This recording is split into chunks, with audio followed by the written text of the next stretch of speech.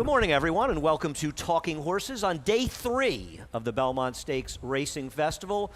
It's the day before the day, Jonathan, but it's still a big day in its own right. Very excited to have you watching. He's Jonathan Kinchin. I'm Andy Serling, and you excited? Oh, I can't. And it's the kill best. that in my ear. I don't know I'm getting in my ear, but I think there's an airplane landing in the infield. No, Watch out. It's the best. I mean, it's one of my favorite days in racing. Favorite 2 days in racing. We got a bunch of good grade ones. I love seeing the superstars. I love She Feels Pretty. I can't wait to see her run today. It's just going to be a blast. No, it is. An exciting weekend, obviously, tomorrow as well. Big day, the Acorn being the main feature, but there are quite a few stakes today, a number of grade ones, an exciting card. Looking forward to all the action, and we're keeping our fingers crossed that the rain may hold off, if not until late in the day, very, very late in the day. So we're going to try to stay optimistic because you got to. Because you can't do anything about the weather, but you just hope for the best. Head over to Naira Bets, speaking of the best. Use the promo code Belmont25, and we will match the $200 of your initial deposit and give you a free $25 bet for the Belmont Stakes. We have a $15,000 hit and split. Pick all four. Well, pick and bet. I think that would involve a bet, right, Eddie? I don't think, because I'm going to tell him I picked them and I want my share of the $15,000. So go over to NairaBets.com and get more information. I'm assuming you have to make some kind of bet on all of them. You'll split $15,000. I think opening day of the festival, a bunch of people split like 600 and change. So get involved in this. It's a good deal, but get all the information. And this one's a good one for you. There's going to be a quiz after the show for you, Jonathan, for all of you out there. FS2 from 11:30 to 5. That's easy. Big Fox 5 to 6. FS1 from 6 to 7:30, and then 7:30 to 8. Is that right? 7:30 to 8 or 8:15? It's post time for the last race. Hang on. Yes, 7:43. We're good. Look at that. All right. That's on FS2. Wrap it up. All right. Race numero uno. Start the race by talking about Munnings Express, because I don't think there's a big argument, and we both have her second here, that if she's able to run back to this figure in this race, she's going to take a lot of beating. No, she runs that race. She's the winner. It's where did it come from?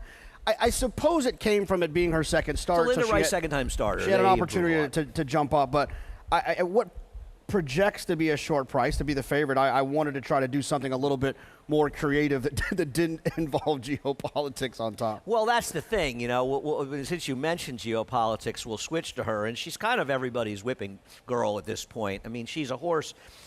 There aren't too many horses that have lost races at 5 cents to the dollar, 4 to 5, 3 times at 4 to 5. She has burned a lot of money. She's the speed. She's talented. She's off a layoff for Bill Mott, but I can't trust her. No, it's she gets things her way, which she doesn't project to get them her way today. She can be very tough, but yes, you're right. She's a money burner. She's quick. I'm going to hope the horse that's stalking her gets the money, Bellicose. Wesley Ward can be a little difficult to figure out at times, and sometimes it's a sort of hit or miss. This horse obviously ran extremely well to break her maiden here last year for Jeremiah Englehart. Came back in the spin away, a bit of an aggressive spot for her on a Muddy Seal track as well. Listen, she did not run well last time. It was a very, very tough race. So I don't want to hold it that strongly against her. It was a race that was kind of coming apart at the end, and I thought she'd be the one that comes calling first to geopolitics, and maybe she'd be the one who could win the race. Do you worry about the pace scenario for her hooking up with geopolitics? I don't. Her best race was wire to wire. I do, but I like the horse that stalks geopolitics, and I'm just hoping this is one of those Wesley horses that runs their good races. In a lot of cases, when he ships horses here from Keeneland, it seems like they're ready to run their races. He's not a guy that fools around. He certainly enters a lot of horses. He will scratch if he doesn't like the spot, and I feel like he's a smart enough guy. I mean, obviously, his success is, I wouldn't say it's unparalleled, but it's pretty extreme. When he runs, they're ready. So I'm going to hope that's the case. You're going to give another chance to Sassy Shenanigans. She and I got divorced after her last race. I'm sorry to hear that. It was a hard moment. It hurt her more than I did. I am sorry. I apologize to everybody, but it was tough for me too. Sassy Shenanigans, I wish was drawn outside. I'd be much more confident if she was drawn outside. But I think she's tactical enough to stay connected. I think she's going to appreciate the cutback from 6.5 to 6. And I just thought that she would be a good price compared to what's going to happen likely with geopolitics is still going to take money. Munnings Express is going to take money. And frankly, I wouldn't be shocked Bellicose to take a little bit of money. No, I don't disagree. I don't think of those horses. I mean, you've got the horse that's going to be the fourth choice. It's hard to imagine a scenario where she's any worse than fourth choice. So I can understand that. I've just kind of had enough. I'm assuming if you picked her, you probably like the horse who beat her Vehemnant a little later on today's card. Race number 2 at 7 furlongs. Well, this looks like a bit of a war, doesn't it? Feels like you've got that. firsters, you've got horses that have run. I didn't have any replays whatsoever. You have taken the remaining half of the entry that's running the 1A, a first-time starter for Todd Pletcher and Mike Rapoli, endorse. Yeah, a good tool. You can watch some of the works on First TV. And I saw this horse worked with Disruptor, that really talented. And he's a very good workhorse as well. Right. He might be a little better workhorse than he is on the racetrack. He's been a little inconsistent, but he's and that good. that was it for me. And he's drawn well. He's the 1A, but he's drawn in the 10, or well, I guess he's moved a little bit now. But he's towards the outside, which helps quite a bit. And I just thought that some of these other horses. I mean, how does the 11 not get bet? And how do some of these others, Chad's horse, not get bet? I just thought that you actually might end up getting an okay price on the 1A. Good luck with that. Good luck. You think that the horse is 8 to 5. Well, the horse is 8 to 5 morning line, to be fair, Yeah. because of numbered. So that's a fair. I don't know. These Rapoli first-time starters. I mean, even the ones that don't win seem to get bet. So I get what you're saying, and you know what I hate. One thing that's annoying about entries, and I think that we're getting closer and closer to sort of getting by.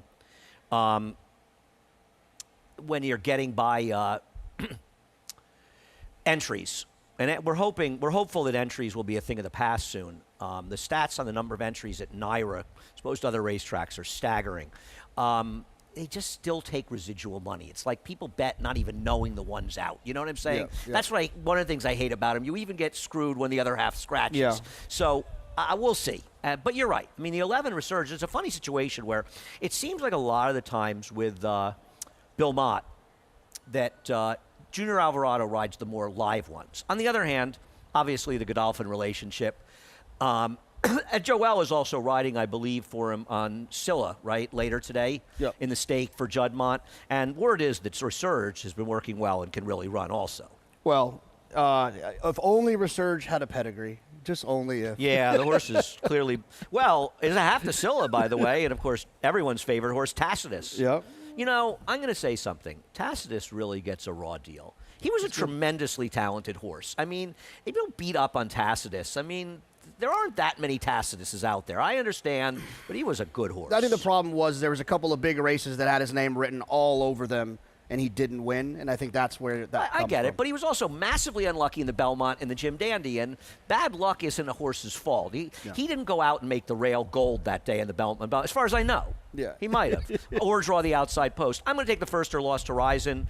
I do have some info. Chad Brown thinks this horse can run, and I was thinking with this one with the other firsters, maybe this horse would get a little lost behind them and be a decent enough price to take a shot. Not a huge opinion. They're firsters.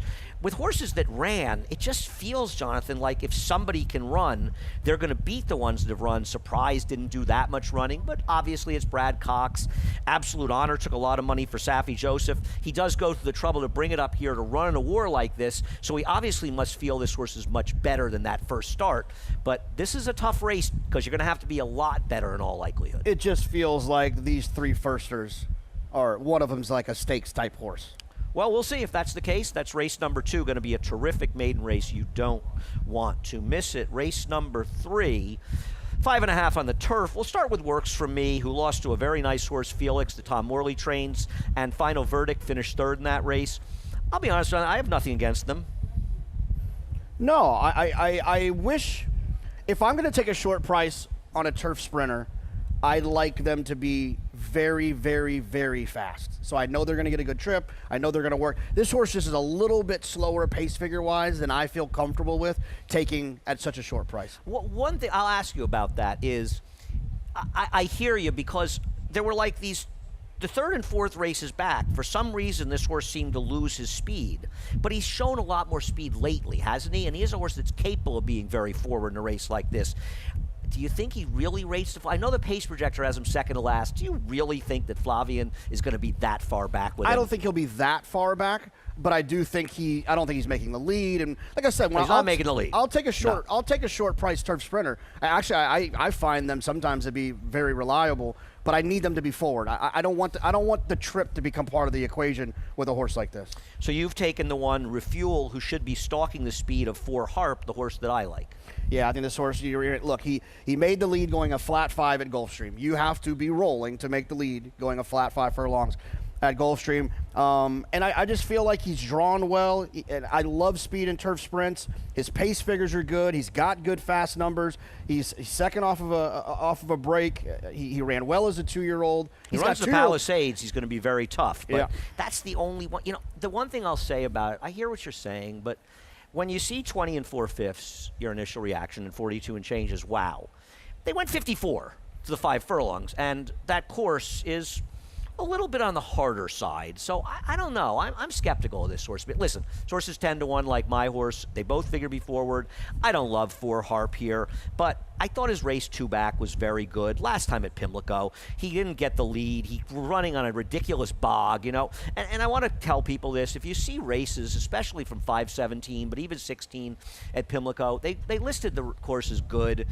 That's not the way to treat horse players. We all have an obligation in racing to be honest about our courses. And it's one thing if you're sort of on the good side of yielding and you put it as good, but when you're a bog and you list it as good, you're just giving misinformation. And keep in mind, so if horses come back that maybe excelled on that course or vice versa, you might want to take that race with a grain of salt. Yeah, no, and obviously while you're looking at that, take into account if horses ran well on the 16th or the 17th, and I might hope be a we bit don't. of an aberration. Yeah, exactly.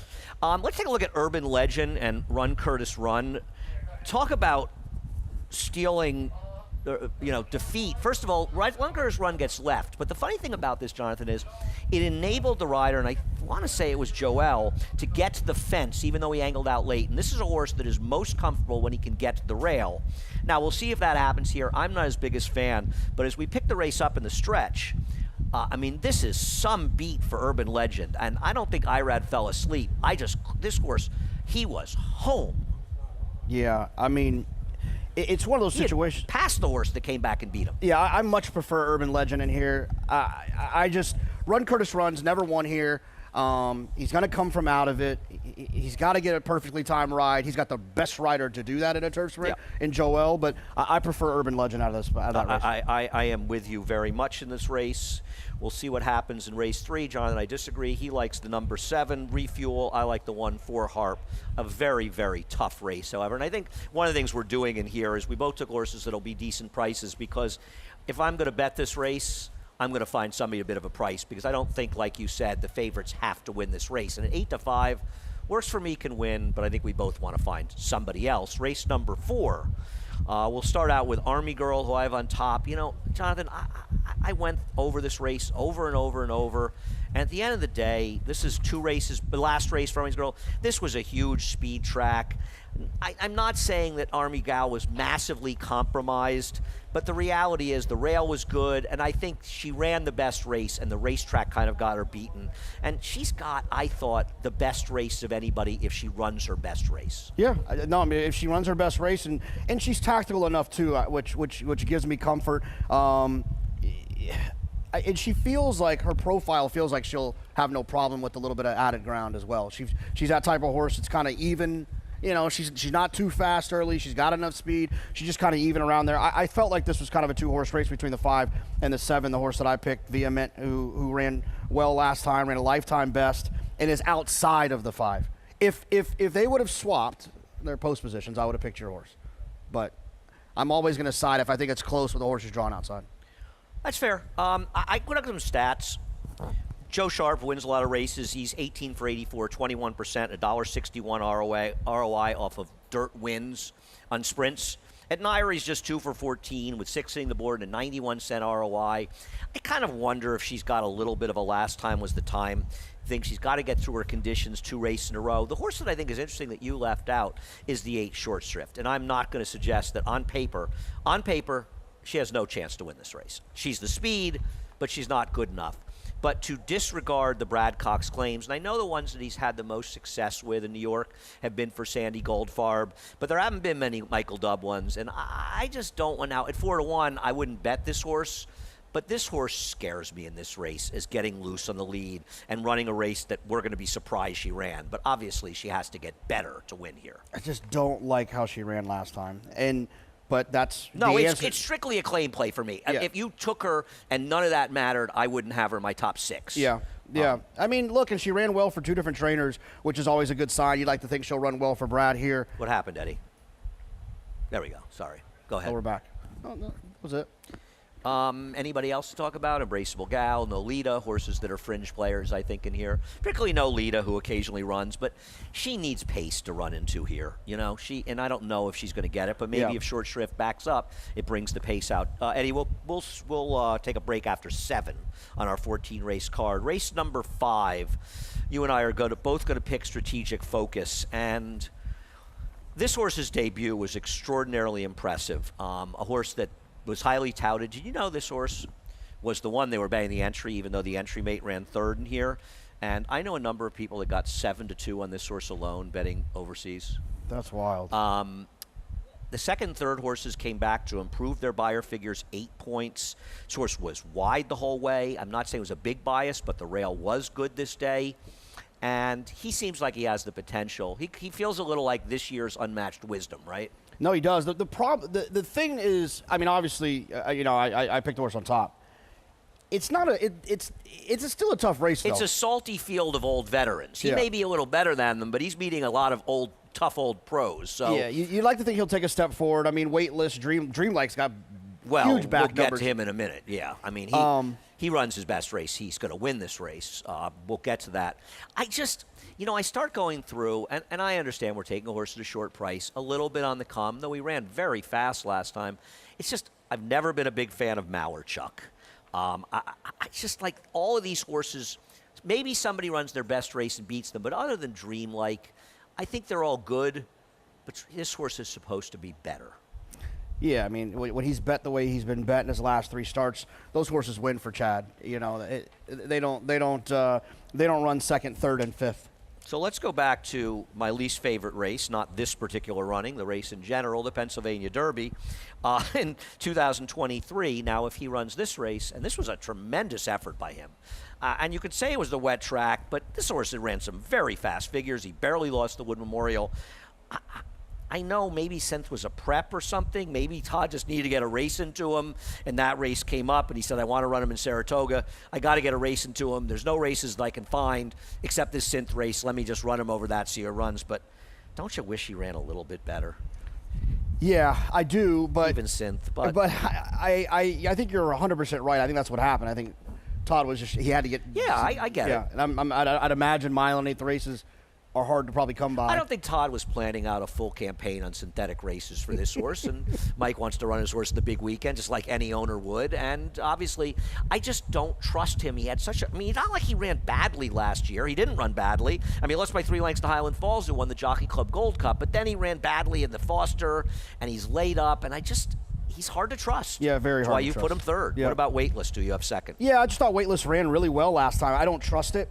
It was at 10 furlongs and off. I just that, but I do think that he's one that is going to be an okay price. I think he's going to creep up. I think Chad's going to get bet. I think Dreamlike's going to get bet, and I think that Weightless might. I never want to argue with David Aragona, but I'm just saying I think he'll go up a little bit. Well, I mentioned this, by the way, the other day about the morning lines, and they're still going to be terrific. But this is a rough week for David. I think he had to get the morning lines in about 20 seconds after the cards were drawn. So we'll cut him a little slack. He's a tremendous morning line maker, and not only is it a very difficult week to make morning lines, but under those circumstances, you might not get David's absolute best work. He'll try to give you his best work, but it's a little bit tricky when you have to get those lines in that quickly. And if you're one of those people that cares a lot about morning lines, you should reevaluate. Right. I mean, listen, David's opinion is exceptional, as is our friend Nick Tamarow's in making a line, but they're flawed, and they're going to make mistakes. And, I enjoy talking about the lines with David. He's right about 98% of the time, and I'm right about 2% of the time. But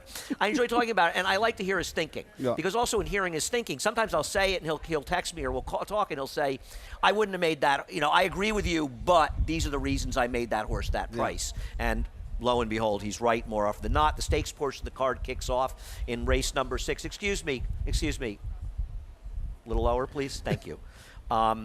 The Bed of Roses, race number 6. we'll talk with Ways and Means, and I had a feeling you and I would both pick Ways and Means. We'll go back to her winning the test last year, and I feel like she's supposed to stalk Irish Maxima. We'll get to her in a moment, and she's just better than these. I actually thought she might have run her best race ever last time. She was never in a position where she got outside of horses and she could make that clean run, and frankly, the horse that beat her, Copion, she might be the best horse in the country at this point. Yeah, she's definitely the best sprinter in the country. Yeah, I mean, I don't know. I suppose I'm a little bit biased. I've seen her be brilliant, and I always believe that when she gets in the gate, that brilliance might happen again. I struggle to. You love this horse more than anyone. I like her very, very much. The way that she ran on debut here is what this place is about. It's when you see that and you get to get excited about a superstar.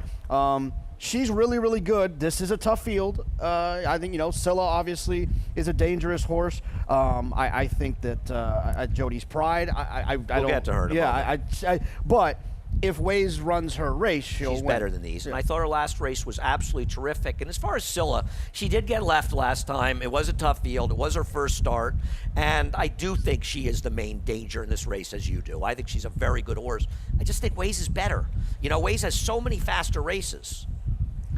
You know what the thing about Scylla is that she's, she's run well going longer. I think there's this assumption that she shouldn't have any problem with 7 furlongs, but she doesn't run. She hasn't run that great. I'm still waiting for that to happen, and it could happen run today. Well enough in those races, but not as well as you might have thought she could run. But I always liked her. As far as Irish Maxima, we'll show her win in the Distaff last time.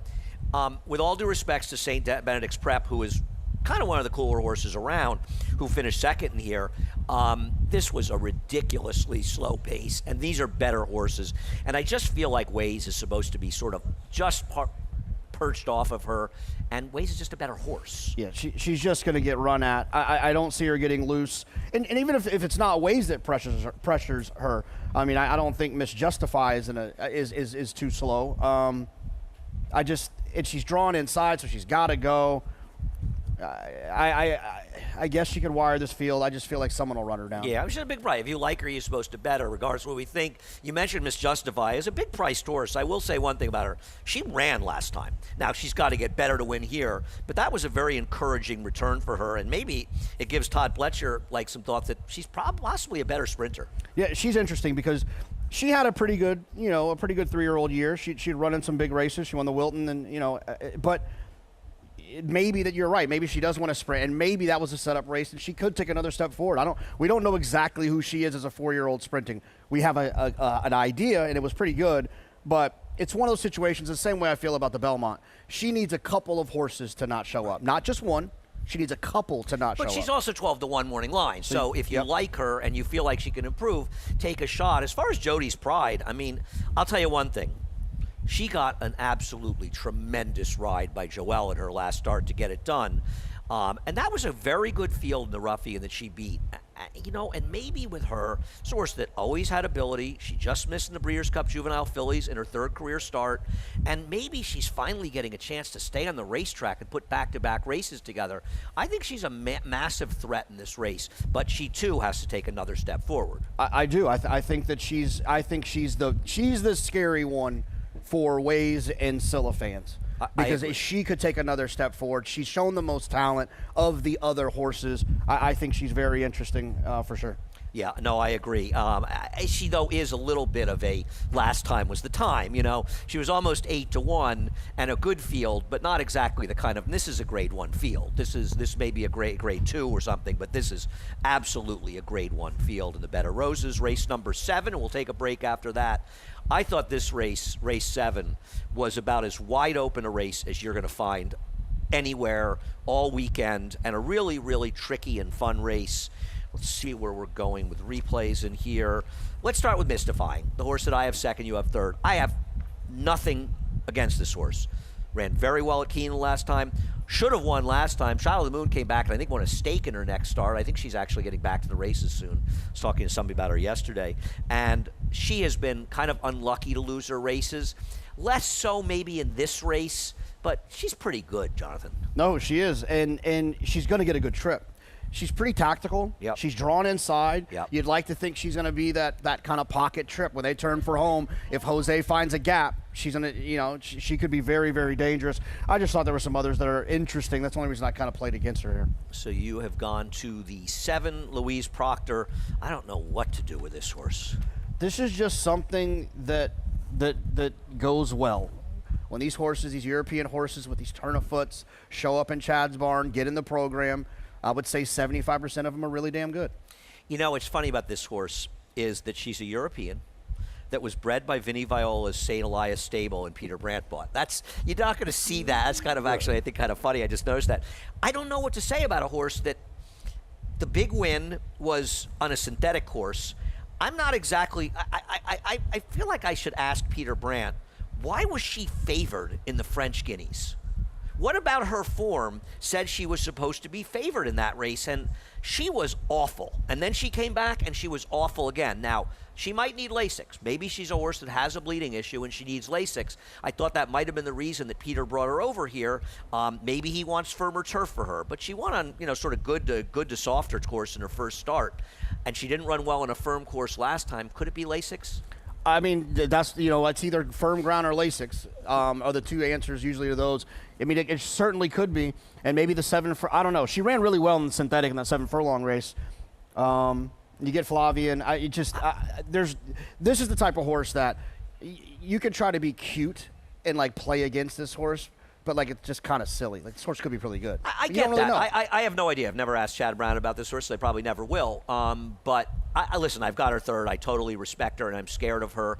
I watched that French Guineas, man, and she never ran a step in there. But maybe it is an issue that Lasix will be able to help in there. I was watching the race that the 1 and 8 come out of, race won by Classic Q. And there were trips in there. Now, to be fair, Hope Mission is the one that had the wider trip. She didn't run that badly. She had a wide trip. She draws the rail. She could win. But I thought Storm Miami was the one that really had some trouble in that race. And she was running late in there. I know she saved ground the whole way. But I thought, looking at her race, that she was better than that. If you go back and you look at some of her races, this horse was running 80 figures last year as a 3-year-old. Why can't she take a step forward off those races, off a little bit of a trip last time? I'm a big fan of Brennan Walsh. She's going to be a big price. And the more I looked at this race, the more I just wanted a horse that was going to be a big price. Yeah, this is a tough spot. I mean, it's also one of those frustrating races where, the 3 or the 7 win for fun and 3-1. But it is. The one thing about Storm Miami that I had a problem with, there was trouble there, was we both look at Timeform US, the pace projector, the fractions were red. So yep. While there was trouble, there also was a bit of a pace setup. It's more that this horse has back races to get to, and the horse is coming back sort of, and just I wanted to give it a chance. Listen, I'm not. By no means am I in love. This is the kind of horse I'm going to make a small bet on because, frankly, this is such a hard race. I want to price. You've got the 12 second, and it should be noted that the 12 was supposed to run, I believe, the day that Christophe Clement passed away and had to scratch because of a rule that we don't particularly agree with. I'm not sure what was different then than there is now. Regardless of that, a lot of people liked her. I didn't love this horse's race, but maybe she needed a race coming in from Europe. This reminds me of the Breeders' Cup a few years back. I think it was in 2015 where Hit It a Bomb drew way outside and people just ignored the horse because he drew poorly. This is a situation where this horse is going to drift up because she's drawn so far outside. Comes from out of it. Take back. Joel's going to go to the fence, and they're going to end up saving all the ground anyways and just come running. If the horse can get lucky, it'd be 7-8-1. It's a decent run to the first turn. It shouldn't be a problem. And, I remind the other horse that you're forgetting, but you'll remember today is Caraconte. Yep. I remember back in those days, I used to go on HRTV, and I think I was on with Millie and Scott or something, and we were talking about Breeders' Cup race, and I said, the horse I'm really interested in a mile is Caraconte, because he had a giant trip in a race. But then he drew 14, and I think I cut my bet to thirds, and he won it 30-1. Yeah, so especially in a like turf race. Prices, it's right. You can't predict. If you can predict what's going to happen out there, you've got a much better talent than all of us. Well, at the end of the day, price is your guide. If this horse ends up at 8 or so to 1, and you like the horse, don't get too worried about the post. If you like a horse at 5-2 and it draws badly, find somebody else to play against. Everything is all about price at the end of the day. That's the first 7. The latter half of the card, chock full of grade 1s, coming up after a quick break. Bet the Belmont Stakes with a $25 free play from Naira Bets. Naira Bets is the official betting app of the Belmont Stakes and is available in most states. Naira Bets makes it easy to get in on the action with streaming HD video, weekly promotions, and a state-of-the-art betting interface. And they're off in the Belmont Stakes. If you're betting the Belmont, your best bet is Naira Bets. Scan now for your free $25 Belmont Stakes bet, plus a $200 bonus for new members with promo code Belmont25.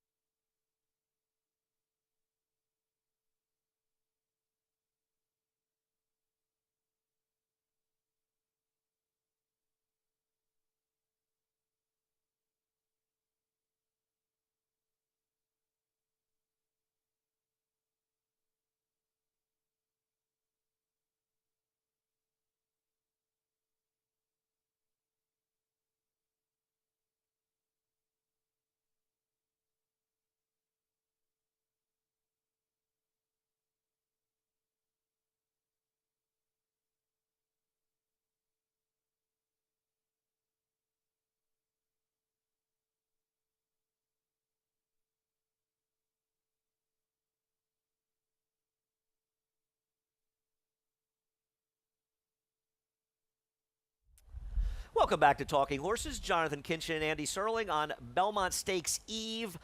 Many Grade 1s coming up, and starting, though, in race number 8, a wild maiden special weight. I'm going to show the only horse I could find a replay for, and that's 2 back for Tom Collins. I do think Tom Collins is one of those horses that might get a little overlooked because there are sexier horses in the race. I don't expect him to really win. He's had a lot of chances, but he's not bad, you know. He's got some talent, and I imagine someone will probably beat him, but I don't know. He's not that bad, Jonathan. No, and the other thing too is I like horses that kind of like take their show on the road.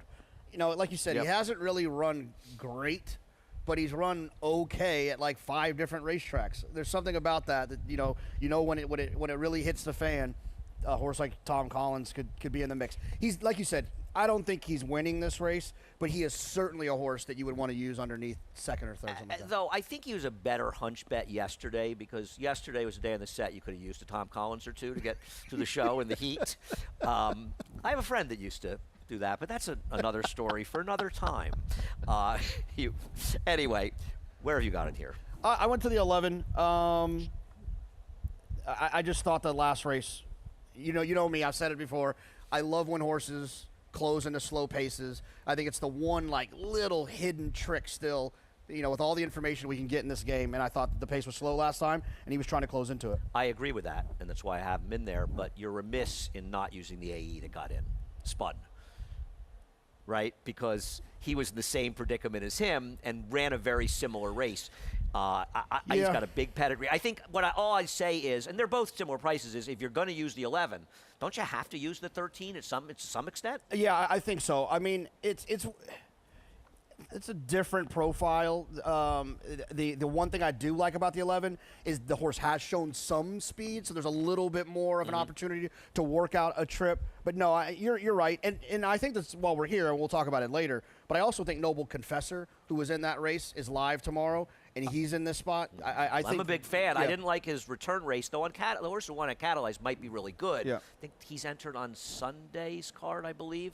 I agree. Noble Confessor, I mean, listen, he was unlucky to lose to the favorite in that stake tomorrow last year, who's the Chad horse? In the rail. Zulu Kingdom? Zulu Kingdom. He's very unlucky to beat him. In fact, I remember talking to Chad for the race and saying, I bet the second horse, and I'm kind of annoyed. And he said, you're right. You should be annoyed. I was a little, he said, my horse, on a trip, and he ran well, but I was a little unlucky to beat him. He probably should have won. As far as Asbury Park, the horse that you have second in this race, I'm picking a 6-5. Now, 6-5, to be fair, is partly at least based on the fact that you have to say if Noble Confessor should get in, he's a big part of it, but make no mistake, this horse would not be a big price on his own. They loved this horse first time, and I will tell you something. This was a weird race by him. He was green as could be. In no way was this Irad's fault. The horse just didn't want to run. He wanted to run. He galloped out past the field, and I have a feeling this is a talented horse. Once again, I have not said a word, Chad Brown, about this horse.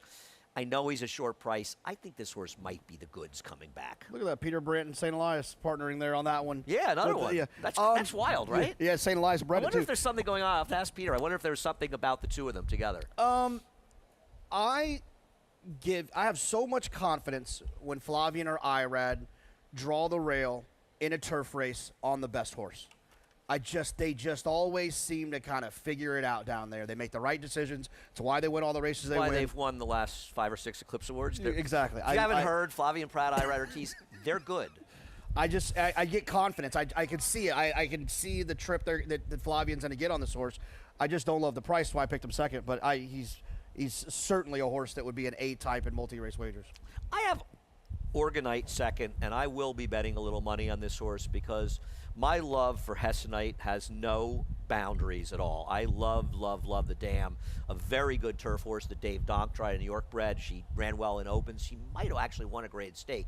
Really good horse, and this horse has a pedigree to really move up on the turf. So I'm going to use Organite as well. Yeah, no, I've got no problem. I'm a Dave Donk card-carrying Dave. member of that fan club. Anyone that could be a Jets fan for as long as he has been a Jets fan deserves our sympathy. Says a lot about his character. Well, now that Aaron Rodgers is gone, I can root for them again. Did the Steelers really sign him? Yeah, Terry Bradshaw's supposed to be on the show tomorrow. I'm going to ask him. Oh, is he? Yeah, I'm not Is he gonna really? ask him. Yeah, he is. He was great. Did you hear him talking about it? I love him. That was tremendous. That was great. Yes, I did listen to that. That was incredibly funny. And he and I are on the same plane on that one. I mean, we may not agree on a lot of things, but we definitely agree on that one. Anyway, the Ogden Phipps coming up next at 1 1/8, and we got a horse trying to win it for the second year in a row, and we'll take a look at the La Troyenne with Raisy and Randomized. And I think one of the bigger conversations today is what you do with this race that was slow. And you cannot argue with the figs on its merit. It was a slow race. You look at the horse who finished second, Taxed. She doesn't run the kind of figures these horses run. But in your heart, don't you just know that they're kind of 10 points better than this, both Raging Sea and Randomized, but maybe they're going to be bet like they are 10 points better, and this was a slow race, and I think that has to bother you a little bit. Yeah, I mean, this race, I had nightmares about this race talking to you about it. You have nightmares talking to me? Yeah, I don't know if I'm hurt or I'm impressed. Do you wake up screaming? Yeah. She says, was that Andy again? I just don't think Randomized is that good. She's going to be loose here, and she's good. Really? Yeah, I look. I picked her last time to beat Torpedo Anna. Yeah, because I think she's going to be loose again. But I mean, why didn't she win last time? I agree. Well, to be fair, compare her Ruffian, her first start of the year, to her second start. Now, you can say she had the track in her favor, blah, blah, blah, but it's not as though, I know she bombed dueling with Idiomatic the next start, but she almost beat her as a 3-year-old in the Breeders' Cup Distaff. I get what you're saying, but she's got some pretty good races on her resume. Alabama was sensational. Oh, no, it was outstanding. But I think it's kind of, everything has to kind of work out, but I'm disappointed that last time it did work out and she didn't win. Now, I'd rather bet her at 9-2 than Raging Sea at 5-2. I think, when you look at trainers and great trainers, there have been great horses in here trained by trainers that haven't had great careers. Right. And the best trainers get a lot of really good horses, and they do well with them, but they're well-bred. They're good horses. You look at Raging Sea. She almost won the Eclipse Award. She's multiple Grade 1 winner. And with all due respect, she's a massive overachiever. A huge overachiever. Yeah, you're right. I mean, that's the hard part is the La Troyenne was just not that fast, which is why I begrudgingly landed on Leslie's Rose. Let's take a look at her vagrancy when she came back. I think she is absolutely the biggest threat to the Chad Brown tandem here. I completely agree with you. Yeah, I mean, I think that last race was obviously a setup for this. I mean, it was a plan. This horse has. I mean, this horse is a obviously a distance type, and I thought this was a great comeback, going 6.5. It just put some speed into her. You know, and that was a track that was really kind of speed, and she's never shown to be that fast early, so she's probably going to be attendance to randomized in this race, and it gives her a real chance. I agree. She you know, oddly, I'm not sure she's not the worst to beat in here. I don't. I just look. I liked randomized a lot last time, and she just disappointed me, and she's gonna have to prove it to me to kind of get back in my good graces. I'm not gonna argue with that. I almost went the other way. I don't mind that I did because we have different picks up there, but and maybe I'm picking with my heart a little bit because I do have this love for randomized. I think your points about her are very well taken. She's the same price as Tarifa on the morning line. See, that to me is a joke because what race has Tarifa run to say that she belongs in here? She's too slow for these, and doesn't she disappoint much more often than not, as it turns out? I know that Brad's a great trainer, but he's had her all along. When is she going to step up and run that big race? Yeah, I mean, the problem is that her races as a 3-year-old in New Orleans were really good, but she's never lived up to that. No. You know, I mean, she was almost the favorite into the teeth of Torpedo Anna, and just FYI in that Kentucky Oaks, and I just think that people are just waiting for her to turn the corner. And she never has. Yeah. And this is not an easy spot. Nice running of the Ogden Phipps is randomized. We'll try to win it in back-to-back years. 2 miles for the Belmont Gold Cup. The man who calls the race standing right outside the booth. We like this race so much, we're not only bringing in the caller from Australia, who's been helping us out in the show. We're going to have the Melbourne Cup making an appearance on the set like last year. That was awesome, I heard wasn't about it? I didn't get to see it. You weren't on this no, last I wasn't year? on for that. Oh, that was awesome. Yeah, that was really cool. So let's start out with my favorite horse that you've picked, Limited Liability. I was talking to Stuart Janney, who owns him yesterday. We were sort of commiserating about this horse getting less than great trips. I didn't show the whole race. I get a little more in this race why Frankie made that sort of crazy mid-move, because they were going slow, and I'm not going to knock him as much in this race for doing it. He also lost Utah Beach, who's pretty good. It's the race in the William McKnight that was just ridiculous. I don't know why he went after the other speed. This is a horse that's run a lot of good races, has won it 2+ miles. The distance is not a problem. And I don't know about you, Jonathan. I feel like they owe him one. Yeah, and I thought he ran good in this race before and ran well in this race before. I love this horse. I don't know what it is. I have a thing for this horse. No, I like this is an interesting journey for me. This race on Timeform US early in the week when it first came out, it did not have the one flatten the curves the last 4 races when I first looked at it. So I'm thinking, like, why is this horse 3-1? He hasn't won since 2023. So I developed this opinion that, I love Limited Liability into the teeth of these people are going to bet. And then I found out. We'll take the replay here of Flatten the Curve because we do have to move along a little bit. We're having so much fun. There's this. I'm going to be interested to see who's favored between Flatten the Curve and Limited Liability because they love these Euros running. Now, this is a 2-mile race. The competition's probably comparable.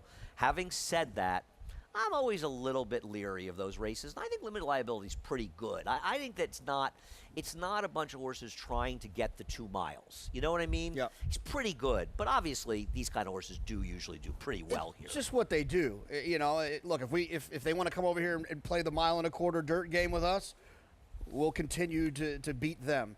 This is their game, 2 miles on the grass. But I do think Limited Liability is actually pretty good at it.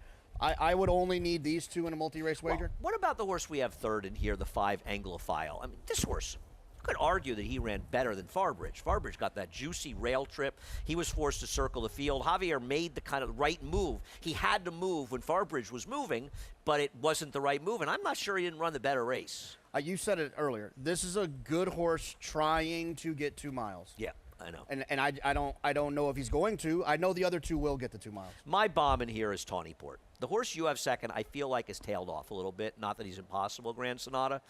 I'm going to use Tawnyport, who's been a bit unlucky in some of his races. He's obviously got to get the 2 miles, but I wanted to find somebody to price to get in there with the sort of Moto 1, 3, and 5. Yeah, I mean, I think those both make sense. When I was looking for third and fourth, I just wanted the most talented horses that I felt that were in here, and I didn't want to get carried away of who I thought was definitely going to handle the 2 miles because they're all going to get around there. You know what I mean? I just those Like two. Wayne Lucas says, they all get it, just how fast. Race number 11, the DK horse Acorn. We have the star of the show. Good Cheer will show her dominating the field, which included Bless the Broken last time out in Kentucky Oaks. It did really lose a big player when Shred the Gnar came out. I hope she's okay. I feel for Brian Lynch. I really think Shred the Gnar is the goods. It was a really interesting situation running the faster Fig, albeit on a dry track earlier in the day, and we'll get that Kentucky Oaks replay up, please. You know, to see what she could do against her. I know you're trying to beat her. We have a problem, Eddie? Okay, because we don't have a lot of time here. A Good Cheer was exceptional in the Oaks. I mean, she was way the best horse. She's really good. Made the early move. You know, she did all the dirty work. Did we lose the replay, Eddie? Okay. Anyhow, she was exceptional in there. I'm going to say something, though. And her last race was her best race. It's not like her figures improved that much. And it's not as though she's no Torpedo Anna, with all due respect. Torpedo Anna came in this race last year off 2 devastating performances as a 3-year-old. She's not Torpedo Anna, and she may have found the field, especially without Shred the Gnar, that she's better than, but I'm not quite sold on whether or not she deserves superstar status at this point, just because she's undefeated.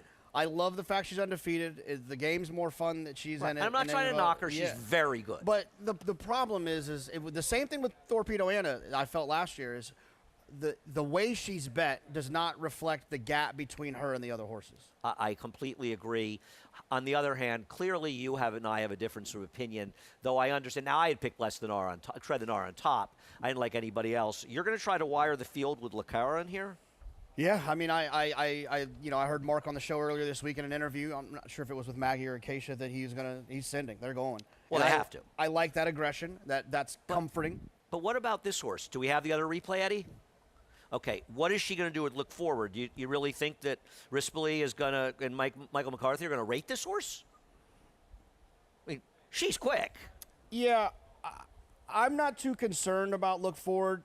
Really? She's a half to admit Waves, who was a turf sprinter. Oh, I'm not saying she's going to get the distance, yeah, but just could she's be annoying. fast. Yeah, she could be annoying. But I also think that And let me just say something. She got left in the Ashland. Yeah. That's why she wasn't on the pace. I think Lecara can I think there's a little gamesmanship going on. Be forward, take back a little bit, sit off of that horse. I think they're just trying to scare her off if they can. Okay, I feel like Lecara is a horse that's always, she's won when she's gotten the best of it, but, you know, maybe that'll happen again today. I've got Scottish Lassie scratching her for second. I don't want to completely dismiss her off one race this year because her Frazette last year was a giant effort, and somewhere in there's a horse that has a chance to step forward. Obviously, she has to improve dramatically off her last race. Yeah, I mean, I like Scottish Lassie for the same reason that I use Quick Kick. When you show me big talent as a 2-year-old, you always have my respect that somewhere in there's a good horse. I think Scottish Lassie has proven it a little bit more recently than Quick Kick, but I just wish Quick Kick had done a little bit of running last time. You know, I'm just hopeful that even Tom said basically the same thing. Yeah, I'm just hopeful that she could turn it around just a little bit. All right, see what happens. That's the DK horse Acorn coming up in race number 11. The New York Stakes presented by Rivers Casino comes up in race number 12, and listen, we like to try to find prices. We like competitive races. But at the end of the day, as we take a look at She Feels Pretty running the Modesty, as you said at the beginning, we like these big days to see the stars of the sport. And she is one of the stars of this sport. Yeah, I just think she's such a cool horse. You know, Cherie's done an outstanding job with her. And I'm excited to watch her run. So that aside, the fandom aside, she's the best horse in this race. There's an argument, John, that she should be undefeated. She was unlucky to lose every single race that she has lost. She's had lousy trips against biases, against the track, wide, tougher trips north that beat her. She has never run a losing race, in my opinion. I completely agree. In her main competition, which we both have second, is the one. And Well, the I reason think- we do is we'll show her last race. But I think we both probably agree that I think this is too short for the one for Well, Outlaw. the reason that I have the 1 second, and I'm thinking you agree, is that hopefully this rain's going to hold off, but there's the threat of rain, and it was worse when we looked earlier. And look at her record and ask yourself, where the heck did her last race come from? That course wasn't yielding. This course was a bog. And if we got a lot of rain, this was a horse that had a chance to really kind of freak out again a bog. That's why I have her second, John. Yeah, no, I mean she's good. She's the second best horse in the race. I think maybe she wants just a tad bit longer. I agree. And she's facing a horse that's better than her. That's so I'm ice cold singling. She feels pretty. Yeah, I mean, we hope it doesn't, but if it rains a lot and this course comes up a bit soggy, I want forever after all as a backup. She feels pretty. Has run on turf courses not listed as firm 3 times. She's And run 2 fine. for 1. Yeah, No, I don't have a worry with her. Yeah. I just think the one's got a horse that Move- could kind of freak out if the turf gets Move really her up. soft. I still don't know if she's going to be good enough to beat the favorite here. Let's take one more look at Beliza and Beach Bomb. I know Beliza got it done. It's certainly not a bad rider switch to Flavien Prat, but I think Flavien will be the first one to say, okay, I might have a more successful career, but I can't ride her any better than she got ridden last time out. And I just feel like this is a slightly tougher spot if she feels pretty. Yeah, the Maybe pace- even more than slightly. Pace wasn't too quick. They were both close. I just thought it was a little bit of a downgrade. Yeah, and give me another who finished behind She Feels Pretty is the logical second horse in this race. But what's going to happen that she's going to beat She Feels Pretty? That one has to not show up. And when does she not show up? Exactly. See what happens in race number 12, the New York Stakes, brought to you by Rivers Casino. The Just a Game, presented by Resolute Racing, comes up, and this has got to be one of the best Just a Games I can remember in a long, long time. And I'm really wondering, are the horses from this race the Jenny Wiley? Shuisu won, Excellent Truth, who should have been placed first. I have no idea what the stewards were looking at. They didn't even post an inquiry, and then they didn't post her first, as well as the third horse. I mean, one thing I would say is, why did Frankie Dettori stay out in the middle of the racetrack and let everybody come up inside of him with Keo Beach? And she scares me a little on the front end. I just wonder, is this race necessarily as much better than the other races, the way the speed figure makes it look, Jonathan? The speed figures say they're just better. Yeah, I think that they are, though. I mean, I like Keo Beach quite a bit. Keo Beach has big numbers in the past that suggest that third place finish, that the number's real. I think this is the best race of the weekend. Oh, there's no question. This is a super crazy competitive It race. was the Woody Stevens until we lost Colloquial. It's Well, still a very it's still good a great race, Still a but great race. we're a little heartbroken. But this Colloquial's not running. Yeah, very. I feel bad. But this is the best. And it's funny. Last year, the New York was the best. It switched. It yeah. swapped. I like Keo Beach. I think Excellent Truth is going to be a little bit overbet off of all of that. She can win, but she's going to be a little overbet, which is a little bit of a concern. Yeah, that's what bothered me. And, it's the Schwarzenegger, it's such a good trip in there. And Excellent Truth should have been placed first. She probably should have won, but she still would have gotten a great trip to do it. And I'm not sold that they're that much better. And dynamic pricing in Heredia. Now, Heredia may improve second off a layoff, might either race. She's coming off a super long layoff. We'll take a look at that. Bogey. She also got, after breaking a step slow, an absolute dream trip. While dynamic pricing, ran super in here, was towards the inside first turn, but had to angle out wide, got spun out, and when she got rolling in here, she really ran. And I'm going to tell you something about her. She's a lot better than it looks. That Lake Placid, I'm not saying She Feels Pretty should have won, but she had a similar against the track trip to her, and she was absolutely second best. And second best to She Feels Pretty in a narrow photo is pretty damn good, and she's going to be a price in here. She drew very well, and I'm not convinced that she's not the goods. I truly believe that the all button is lazy. I just don't think you could feel that this is an all button race. To me, it's a race to find prices that you like, because that's why I don't want to just concede. And listen, maybe the horses from the Jenny Wiley run 1, 2, 3. I kind of want to see it again from them. My fifth horse, I just have to say that I think the 4 Simply in Front ran well last time, and is a horse that I would not get beat by in multi-race wagers. Okay, listen, so I'm giving the ground. We got more horses to talk about. I want to talk about my top pick, Sagesta, before we get to the horse Lilac Rolla, who I think is very interesting. She and the Excellent Truth, both Resolute Racing, and we appreciate them sponsoring this race. I think Sagesta is a very dangerous horse in this race. She's coming off a layoff last time. They showed speed. You didn't want to necessarily be inside on that turf course. It was an excellent prep for her. I mean, she barely got beaten by Cinderella's Dream, who at one time, before She Feels Pretty, was the best 3-year-old filly, and she actually finished ahead of She Feels Pretty in that race. She was on the cusp of being a very good 3-year-old, and then her year was stopped. Comes back. She got a very useful prep for this. She's going to be a big price. And if there's a stranger in here ready to step forward, I believe it's Sagesta, and I'm betting her to price. I completely agree. She's tactical and drawn inside. She could get a nice little trip too from that 3-post. And because I know you love the Irish Guineas, we're going to show a Lilac Rolla coming back from the Irish Guineas 2 races back and finishing second. Fallen Angel was very good. Opera Singer, who was third in there, came back to win the Nassau at Goodwood in her next start, which is one of the biggest races for fillies and mares in Europe during the entire year. I know she bombed in the Falmouth, but she ran against Porta Fortuna, who was clearly the best 3-year-old filly miler in Europe and didn't disgrace herself, probably a little over the top in the Breeders' Cup. This horse could be pretty good. Yeah, she's 2-time Grade 1 placed in her last 2 starts. You know, I mean, it's we a lot of times we will get the Europeans that are kind of the Grade 3 types and show up. Yeah, and then I noticed the Porta Fortuna thing, but not only did I notice she was 4-1 into the teeth of Porta Fortuna, which says that they thought very highly of her over there. I think she's extremely dangerous as well, and she might be better than the other ones. And she may get lost, right? I'm not sure. I mean, listen, to be fair, Excellent Truth was second. The Rothschild, I mean, she ran in some big, big races too, but I don't disagree. I think she may get a little bit lost in here. This is a sensational race. Find some prices to get in there. I'm not saying if you like, you like Excellent Truth a lot, put horses second or third. This is a race.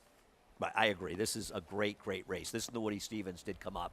Though, I could be wrong. I think the Belmont Stakes is pretty good. Oh, I think it's awesome. I thought it came up pretty good, pretty you get interesting the Derby race. winner, the Preakness winner. You get 1, 2, 3 finishers. Peter Pan. You got Baffert. You got Todd. This is a Belmont. This is as good as it gets. Not having a Triple Crown in the line. And I don't want to hear. Do we want a 12-horse field with 4 no-hopers? That is the dumbest argument in the world. I Should read a lot get of people in the way. before we had a couple of horses saying, "Oh, I can't believe it's a terrible 6-horse field." It's like, guys, Firm Alidar was 5. Okay. Risen Star, maybe the most impressive I ever saw, was 6. Secretariat was 5. Nobody goes, they really weren't very good races because they didn't have big fields. Race number 14, and if you've seen some wars, we close it out with a war, a big scratch with Counter Move coming out. Let's take a look at Keeping It Real, who's the number 1 in here, who you have on top and I have second. This horse ran a very live race last year, was running figures, competitive as a 2-year-old, and it's just way the horse to beat. Yep, the horse is better. This is one of those situations you got to get used to it again here at Saratoga. Where, I call it to Chad or not to Chad because they're always going to take money, but you have to zig and zag because some of them are overbet and some of them just are better. And you got to take what you get. And for me, that's how I felt about Keeping It Real. And the good part about it is, I don't hate the other half of the entry. So from a multi-race standpoint, it's a nice little insurance. But I hate entries. I know. I agree. I agree. I do too. I understand what you're saying. The 1A is good enough who gets in that it's not the worst scenario, but we got to get rid of entries. Yeah. Because if you want to bet Keeping It Real, you want him. What if you like Iron Dome? Yeah. If you like Iron Dome, you're totally screwed. Yeah. So it's 2025. Time for entries to go, and we believe we're on the right track with there. I'm betting Mozambique. I thought the rail was good last time out. This horse made a huge circle move, and I know it was a slow race, but National Identity came back from the 60 buyer to run 82 and 93 in the next starts. The 5th horse had run a 34, ran a 46 and a 55, improved 15 points. This is a race where the fig might be a little low. She was against the track. She's going to be a price, or he is, excuse me. I think he's very dangerous for Linda off the layoff, and I'll tell you something. For Linda to keep this horse in a big field, I have a feeling, and I didn't ask her, but that she might like this one too, because I've seen, we see her scratch sometimes, and I think it's a very good sign. Yeah, I mean, she scratched this horse 4 times already this year, so he said it, Linda, not me. Well, I was trying to be nice. On the no, other I'm hand, just saying. I agree. So I was concerned. Like, is there, but it's Linda. Yeah, we there it love is. Linda, but it's Linda. Anyway, we're out of time. It's been a ball, though. I've enjoyed it thoroughly. Head over to Naira Bets. Use the promo code Belmont25. We'll match the $200 initial deposit and give you a free $25 bet on the Belmont Stakes. We have a $15,000 hit and split. go over to NYRABets.com, opt in, find out the specifics, but you got to play, I don't know how much, on all the Grade 1 stakes. And last but certainly not least, we are on from 11:30 to 5 on FS2, 5 to 6 on Big Fox, 6 to 7:30 in FS1, 7:30 to 8 to close out on FS2. We are on for 8.5 hours today. I'm looking forward to spending some time with you and the others on the set. Thank you for watching. Thank you, Jonathan. Frank Miramati, the voice of Saratoga, is up next with a reprise of the Scratch and Changes. Have a great day. Bet the Belmont Stakes with a $25 free play from NYRA Bets. NYRA Bets is the official betting app of the Belmont Stakes and is available in most states. NYRA Bets makes it easy to get in on the action with streaming HD video, weekly promotions, and a state-of-the-art betting interface. And they're off in the Belmont Stakes. If you're betting the Belmont, your best bet is NYRA Bets. Scan now for your free $25 Belmont Stakes bet, plus a $200 bonus for new members with promo code Belmont25.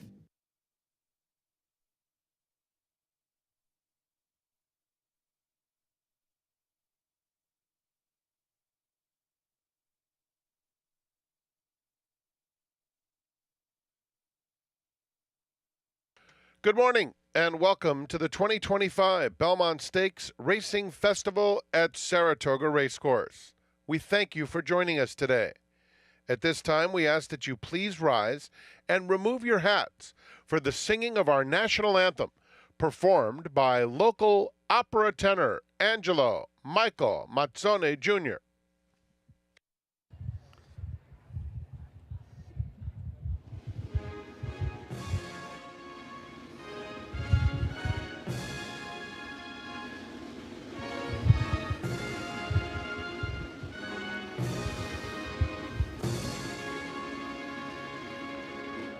Oh, say, can you see by the dawn's early light, pale at the twilight's last gleaming, whose broad stripes and bright stars through the perilous fight o'er the ramparts we watched were so gallantly streaming, and the rocket's red glare, the bombs bursting in air, gave proof to the night that our flag was still there. Oh, say does that star-spangled banner yet wave o'er the land of the free and the home of the brave?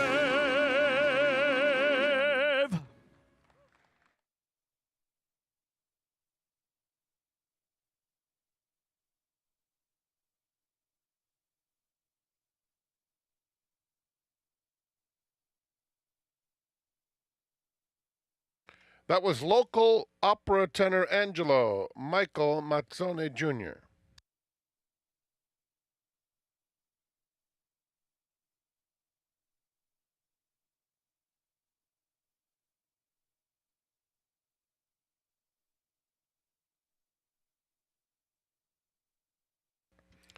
Good morning and welcome to Saratoga Racecourse. Here are the changes. In the first, scratch number 2, Carol T. Scratch 3, Capital Gal. And scratch number 9, First Class Cat. 2, 3, and 9 out of the first. In the second, scratch number 1, numbered, part of the entry. Note that 8, Absolute Honor, will carry £1 over. And scratch number 10, Solo